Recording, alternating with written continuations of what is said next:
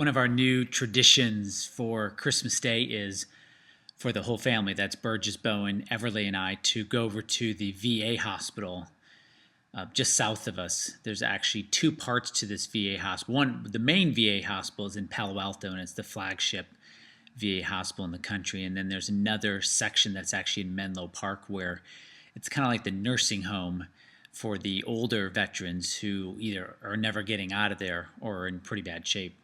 So on Christmas Day, the four of us went over to what I'm calling the VA nursing home because fewer people want to go over and see the old beat up guys. There's gals there too who are really never getting out of there, where there's definitely more volunteers who go over to the hospital to see the acute patients who will get out, plus they're also younger. So we went over to the VA, what I'm calling the VA nursing home, still a hospital, on Christmas Day, and it was just, it was fantastic. The organization that put it together had little kind of goodie bags for all of the patients, and the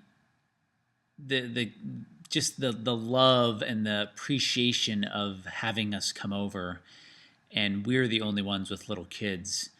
Everyone else was in their 60s or something like that. And my daughter's 3.5 and just a little sweetheart, and my son's 7 and he's a sweetie too. So to bring in young energy like that, it was just, they were so grateful. And Burgess and I way overdo the presents. They have 3 sets of grandparents and godparents, and they get way overloaded with presents. So at 8:30 in the morning on Christmas Day, we got in the car and we drove over to the VA center. And it's a nice balance to be able to give that day. And that just, it felt really great to give back, and the appreciation they had just for us showing up and literally giving them like socks and scarves and really simple things. Really was a great reframe to, maybe what Christmas or the holidays or the New Year is about. Hey everybody, this is RC Peck. This is my weekend podcast. And right about this time of year, a lot of questions are coming out about what the next year is going to look like. And there's nothing better you can do than actually look at price charts to tell you the direction of some major assets that are going to potentially keep moving that direction. So with that, I want to talk about my theme, which my theme is 2015 themes. And I have 3 asset classes that are in clear trends, and I want to show you 3 asset classes that have clear question marks. They could literally go either way. So with that, let's take a look and see what the charts are telling us. So this first screen is the yield on the 2-year Treasury. So it looks a little kind of erratic because there's a bunch of lines on here, but the red dot at the bottom of the screen shows you the bottom of the yield of a 2-year Treasury. So back at the beginning of 2013, the yield of a 2-year Treasury in the United States was 0.2%. And today at the end of 2014, it is 0.725%. So that yield has gone up about 300% in a very short period of time. So my first kind of theme for 2015 is short-term rates are going to continue to go higher. And when you see the yield going higher, that means the price is going lower. And if the price is going lower, that means people are getting out. So people and people's money is getting out of the 2-year yield, and it's moving into other things. I also believe what this chart is saying is that the Fed will, in fact, increase the federal funds rate in 2015. And that's why people are moving out of this shorter term note and moving into longer term. So our first theme is short-term rates will continue to go up. And in fact, the Fed will raise interest rates in 2015. That's the first trend. The second one, or maybe it's this, the second part of the first trend, is the 10-year yield is falling. On the screen, you see a red line. That's the 200-week moving average. And as you can see, it's been falling since 2007. It's been going lower and lower. And as of today, the 10-year yield is about 2.2%. So you give the U.S. government your money, and they're going to give you back your money in 10 years and 2.2% a year. And if you've been watching my weekend podcast for any amount of time, you know that this is actually a really good yield in relationship to what Europe or Germany or Japan or any other major liquid bond market is paying in the world for a 10-year yield. So the world will continue to put money into the 10-year treasury. That means the price goes up and the yield on that goes down. So this kind of the second half to this first theme is longer term yields will continue to go lower. And in fact, if you see the red dot on the screen, I think we may see the 10-year yield break below that 2012 low of 1.35%. And if and when we do, that is going to be absolutely a historic time to refinance your house. And if you're good with how you manage your money, to take on more debt, because the U.S. government will absolutely make sure that their currency does not get too strong, and they will come back to somehow making sure that the next form of money printing happens. Now, the second theme, the first one was looking at short-term yields and longer-term yields. The second theme is look at utilities. This price chart goes back till 2000. And here at the end of 2014, utilities has broken out into lifetime highs. Now, utilities has been going up since the bottom in 2009, but it's been going up at a much slower rate than the S&P 500. And in fact, utilities are starting to catch up and accelerate faster. And that's in fact what happened this year. Utilities greatly outperformed the S&P 500. And I think that's going to continue into 2015.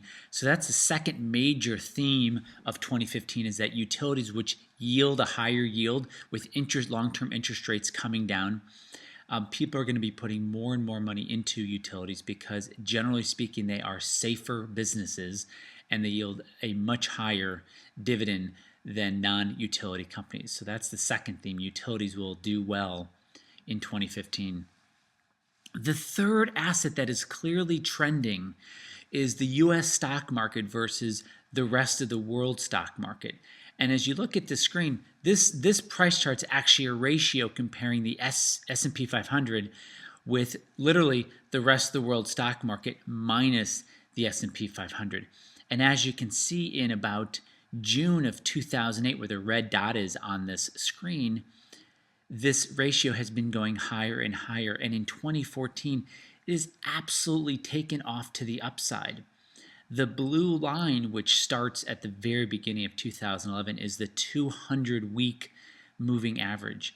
And as you can see, that 200-week moving average, the blue line, is clearly moving higher. So the third clear trend or theme of 2015 is that U.S. stocks outperform all other stocks around the world. And as things get more unstable in the world, whether it's yields or bonds in other parts of the world or the stock market, the best looking horse in the glue factory is still the S&P 500, and this price chart clearly says that it is still in the kind of the winning position. So now I have three question marks. I want to show you three assets that were clearly trending higher. Now what I want to do is show you three asset classes that are clearly in a question mark and could really turn either way in 2015, and no one knows. The first one is the US dollar. If you look at the screen, you can see the high was back in 2012 and the low was in 2008. I put in very simple Fibonacci retracement lines. So on the screen, the bottom horizontal line is the 38% retracement, the middle one is the 50%, and the top one is the 62%. And as you can see, the price of US dollar against a basket of currencies that it's compared against is right at that 38% retracement line. So the question is, what is it going to do? Is it going to break above and move to the 50% retracement line or the 62% retracement line? We actually don't know. Now that red line on the price chart is the 200-week moving average, and as you can see, it bottomed at the end of 2011, and it has been slowly moving higher, but this is really a question mark. And the direction of the US dollar impacts a lot of things. It is very likely that Europe will print money or do some form of money printing, which will move more money out of the euro and more money out of European bond markets and move that money into the US dollar and into the US bond market. If that happens, we'll see this price go higher.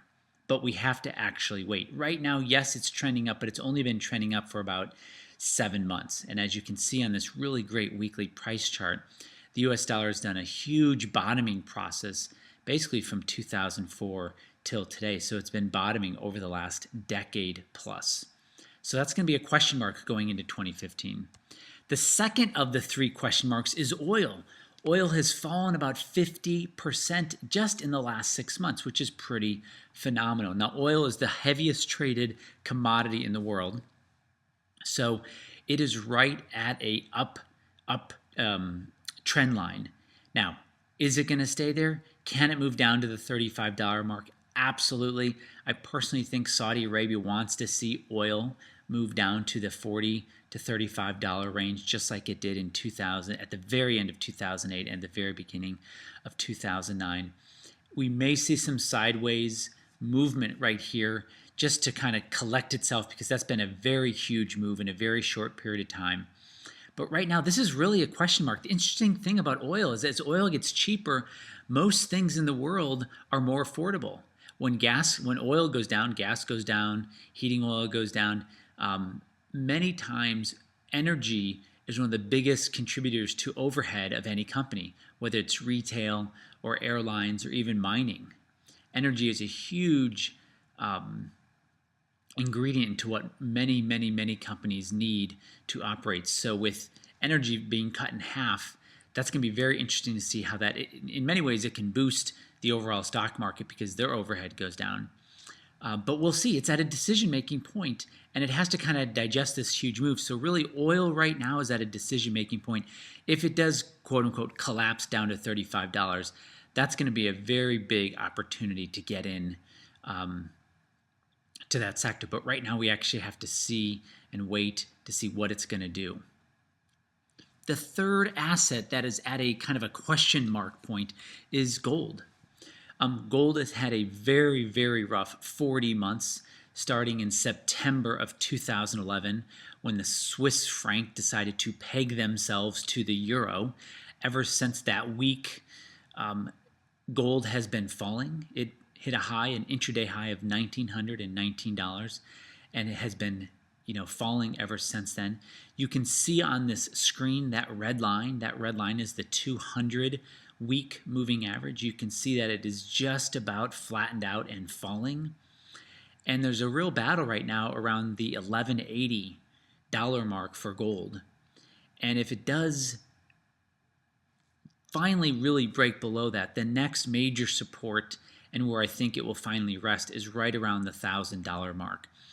And if you look at what it cost the 15 biggest publicly traded gold mining companies in the world, if you look at their aggregate of what it costs them all in to pull out an ounce of gold, it's right around $1,000. So gold can fall to $1,000, and from a average cost of production for 1 ounce of gold, those 15 largest publicly traded mining precious metal mining companies in the world, they'll be right at break even. So kind of from that fundamental point of view, we could see gold drop down to $1,000. Now, if the US dollar drops and bounces down off that 38% retracement line, which I showed you a minute ago, we could see gold go sideways. But until it really clearly breaks higher, gold is one of those that is really also at a question mark going into 2015. So how do we make sense of all this, and what is the takeaway? Well, the first big takeaway is you follow the trend.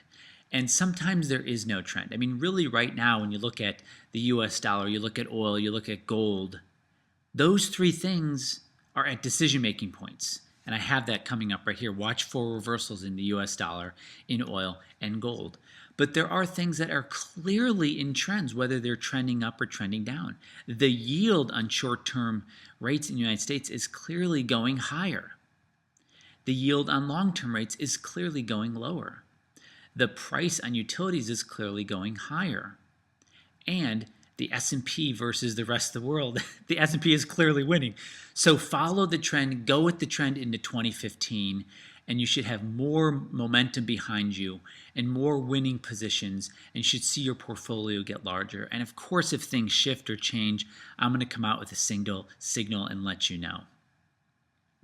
And everyone, really, this is just another step in helping you secure your portfolio and your future. Until next time, this is R.C. Peck.